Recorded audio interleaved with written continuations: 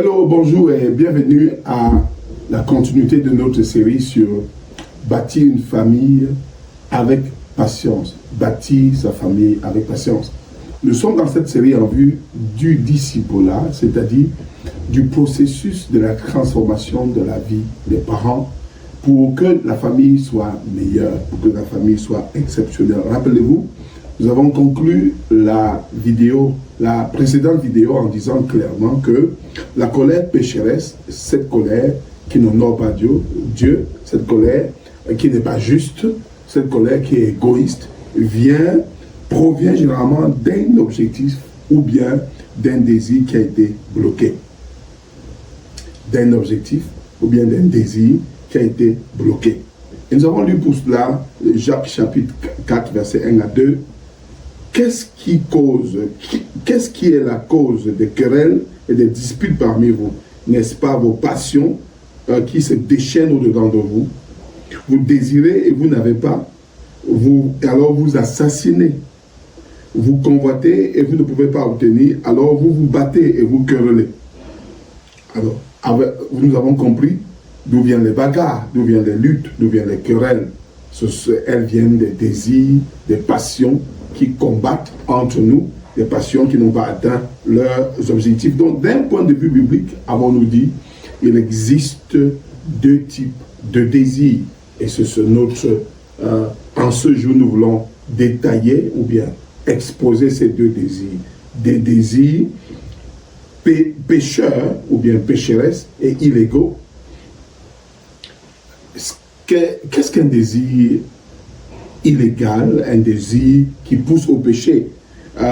Les Écritures nous disent cela. Ces désirs vont à l'encontre des commandements de Dieu. Ce sont les désirs qui vont à l'encontre de ce que Dieu veut. Ce sont les désirs de blesser une autre personne. Et c'est le désir de voler une autre personne. C'est le désir de convoiter la chose d'une autre personne. D'être au centre de l'attention de tout le monde. Ce sont les désirs de se venger. Ce sont les désirs illégaux. Désir de posséder tout le monde entier. Désir d'être le plus riche au détriment des autres. Désir de piétiner les autres. Désir d'avoir des rapports sexuels contraires qui ne sont pas conventionnels, qui ne sont pas orthodoxes. Désir d'avoir à pratiquer une sexualité en dehors de ce que Dieu a prescrit. Il nous est demandé de les combattre. Donc, pour des désirs illégaux, des désirs pécheurs, nous devons les combattre. Et parfois, notre colère provient des désirs illégaux qui sont bloqués. Des désirs illégaux bloqués. Lorsqu'on voulait tout posséder et quelqu'un veut agir dans la justice et nous met un frein à nos désirs, nous gonflons en colère et nous voulons seulement assassiner la personne. On voulait éliminer quelqu'un pour posséder son bien. Alors, un agent de justice ou bien quelqu'un animé par l'Esprit de Dieu s'oppose à nous. Notre colère s'enflamme parce que nos désirs illégaux ont été bloqués. Les désirs peuvent aussi être neutres ou même bons. Les désirs peuvent être neutres ou bons. Donc on n'a pas que des désirs illégaux, on a des désirs qui sont neutres ou bien même bons. Par exemple, j'aimerais avoir un peu de temps libre pour regarder un match. C'est un bon désir. Ou bien un désir neutre. Ça ne fait du mal à personne. Je suis la mère d'un enfant et j'ai besoin d'un peu de temps pour prendre une douche. C'est bon. C'est pas mauvais. Mon fils doit faire ses devoirs et être responsable. C'est un bon désir. Ma fille doit m'obéir. C'est un bon désir. Mes enfants qui traînent doivent manger, prendre leur dîner à temps et apprendre leurs leçons. Aller au lit à temps. C'est un bon désir. Tous ces désirs sont bons. Mais vous voyez, vous n'êtes pas peut-être capable de voir et de confesser votre colère à cause des désirs pécheurs qui vous animent. Mais les désirs légitimes qui conduisent à la colère peuvent être déroutants. C'est-à-dire, ces mêmes bons désirs qu'on a envers nos enfants peuvent nous dérouter. Ces mêmes bons désirs qu'on a envers notre époux peuvent nous dérouter. Ces bons désirs qu'on a envers son épouse peuvent nous dérouter. il peut être difficile pour nous de confesser cette colère contre un péché parce que nous voulons une bonne chose. C'est-à-dire, tu peux facilement dire, ah non, je suis fâché, mais j'ai raison. Je voulais son bien. Je voulais qu'il a au lit à temps. Je voulais qu'il mange à temps. Et tu t'es enflammé. Tu as dit des paroles terribles. Tu as décimé quelqu'un. C'est bon, à la base, tu avais un bon désir. Mais le désir là t'a conduit à quelque chose d'autre qui n'était pas ce que tu voulais ou bien ce qu'il fallait. Par exemple, mon fils aurait dû faire ses devoirs.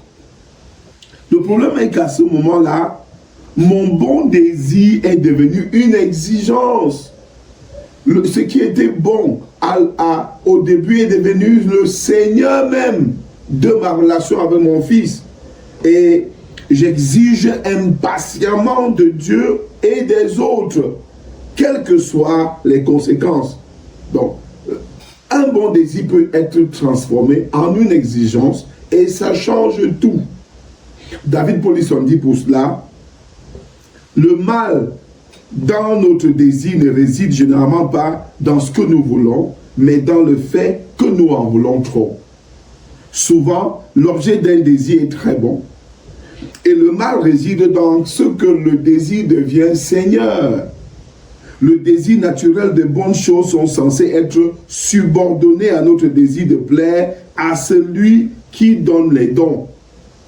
Ce n'est pas le désir qui en est la cause, mais le statut du désir, ce que le désir est devenu. Comprendre que le mal réside dans le statut dominant du désir et non dans l'objet est souvent un point tournant dans la compréhension de soi, dans la perception du besoin de miséricorde, de la miséricorde du Christ et dans le changement. Vous voyez? Ce n'est pas mon désir de voir mon fils faire ses devoirs, ce n'est pas que mon désir de voir mon fils faire ses devoirs soit mauvais. C'est simplement qu'il l'emporte. Ce désir l'emporte sur mon appel à résoudre calmement le problème. Je pouvais résoudre le problème du fait que mon fils ne fait pas ses devoirs calmement.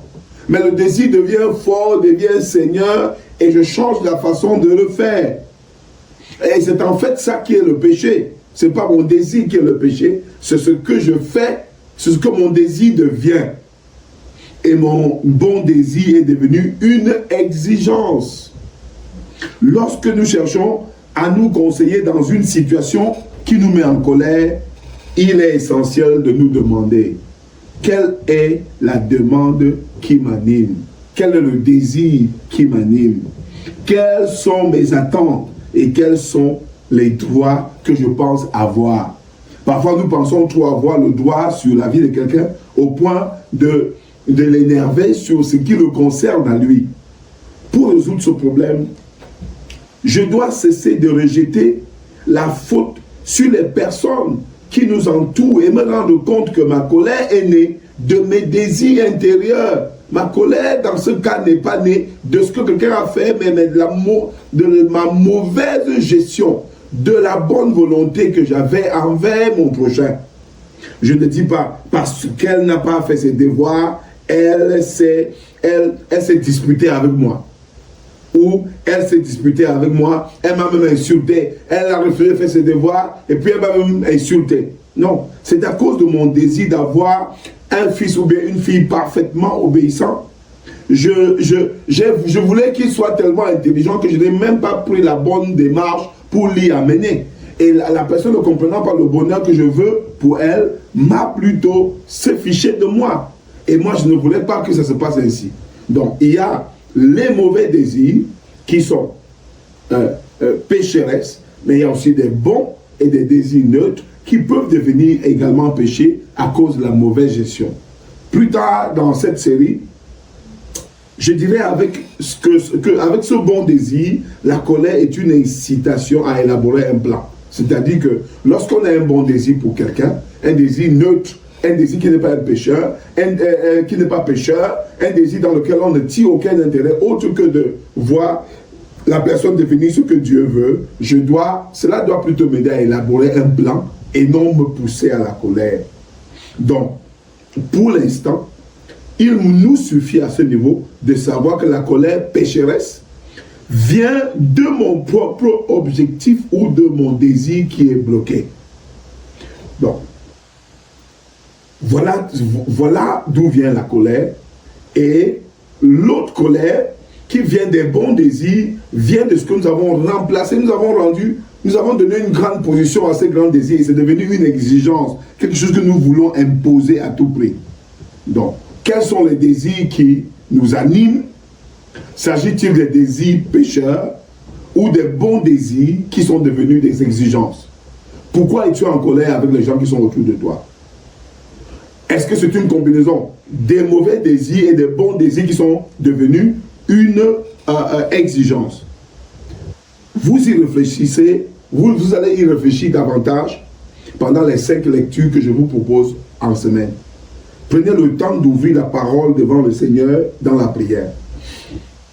En outre, à la fin de ces 5 jours, vous trouverez un journal de votre colère. Vous aurez le temps de réaliser que pendant cette semaine, quels sont les incidents qui m'ont poussé à la colère. Vous allez remplir cette fiche selon les questions qui vous seront posées. Vous serez en train de faire comme ça un inventaire de des actes de colère que vous avez posés en semaine. Si je me mets en colère cette semaine, j'utilise ces questions qui peuvent m'aider à comprendre comment je me mets en colère, pourquoi je me mets en colère et comment je peux ralentir ma vitesse de me mettre en colère envers les gens qui m'entourent. Parce que ces gens-là doivent être là. Ils ont leur droit d'être là. Dieu les a placés dans ma vie pour moi. D'abord, pour me sanctifier, pour me transformer et pour que je sois davantage comme lui. Je vous souhaite une excellente semaine dans le travail. Vous pouvez avoir commencé ce travail tard, mais les documents sont là pour vous. Je suis là pour vous. Mes collaborateurs sont là pour vous. Nous allons percer l'abcès et être de meilleures personnes. Que Dieu vous bénisse et bonne semaine.